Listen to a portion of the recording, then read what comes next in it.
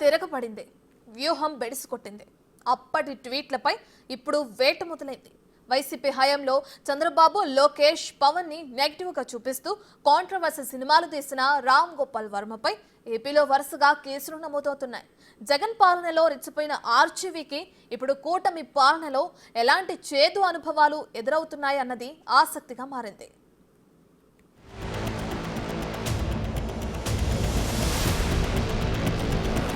రామ్ గోపాల్ వర్మ ఈ దర్శకుడి గురించి ప్రత్యేకంగా చెప్పాల్సిన అవసరం లేదు. సంచలన సినిమాలను తెరకెక్కిస్తూ ఎప్పుడూ వివాదాలతో సావాసం చేస్తుంటారు.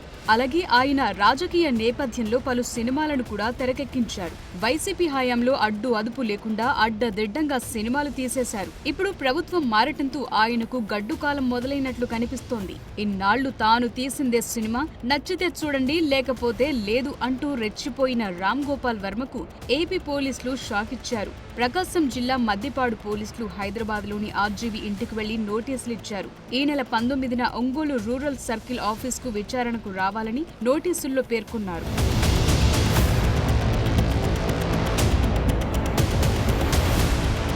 ఏపీ ఎన్నికలకు ముందు వ్యూహం సినిమా ప్రమోషన్ సమయంలో నాటి ప్రతిపక్ష నేత నారా చంద్రబాబు, ఆయన కుటుంబ సభ్యులతో పాటు జనసేన అధినేత పవన్ కళ్యాణ్ వ్యక్తిత్వాలను కించపరిచేలా వర్మ ఎక్స్లో పోస్టులు పెట్టారు. ఇప్పుడు కూటమి ప్రభుత్వం అధికారంలోకి రావడంతో టీడీపీ నేత రామలింగం పోలీసులకు ఫిర్యాదు చేశారు. వర్మపై కఠిన చర్యలు తీసుకోవాలని పోలీసులను కోరారు. దాంతో తుళ్లూరు పోలీసులు ఆర్జీవీపై కేసు నమోదు చేశారు. కొంతకాలంగా ఏపీ ప్రభుత్వం సోషల్ మీడియాలో అసభ్యకరమైన, అభ్యంతరకరమైన పోస్టులు, ట్వీట్లు చేసిన వారిపై కఠిన చర్యలు తీసుకుంటోంది. కేసులు నమోదైన వారిని పోలీసులు అరెస్టు చేస్తూ వస్తున్నారు. ఈ వ్యవహారంలో ఎక్కువగా వైసీపీ సానుభూతి పరుల మీదే కేసులు నమోదవుతున్నాయి. ఇప్పుడు డైరెక్టర్ రామ్ గోపాల్ వర్మ పైన కేసు నమోదవటం హాట్ టాపిక్ గా మారింది.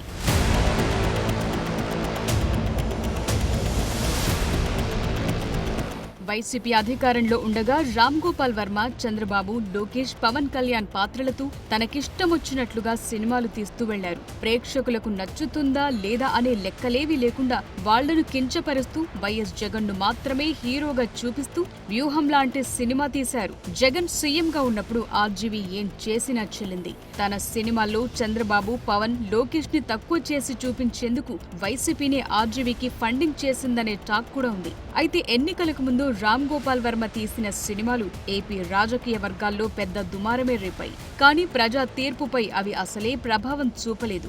అప్పుడు చేసిన పనికి ఇప్పుడు తెలుగుదేశం నాయకులు వర్మను టార్గెట్ చేసినట్లు కనిపిస్తోంది.